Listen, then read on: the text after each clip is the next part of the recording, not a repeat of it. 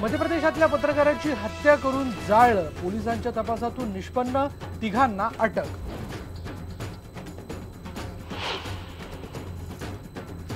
मुंबई पुणे एक्सप्रेसवेवर खंडाळा घाटात कोसळली दरड, 3 तासांपासून मुंबईकडे जाणारी वाहतूक ठप्प, वाहतूक जुन्या मार्गाने वळवली।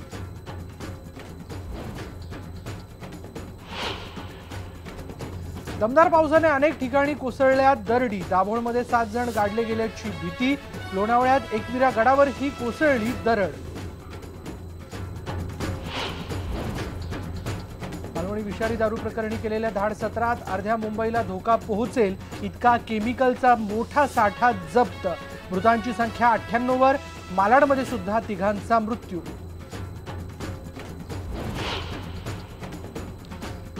मुंबईच्या समुद्रात बुडत असलेल्या जहाजावरच्या 20 खलाशांना नौदलाने वाचवलं, नौदलाच्या सी किंग हेलिकॉप्टरची घेतली मदत।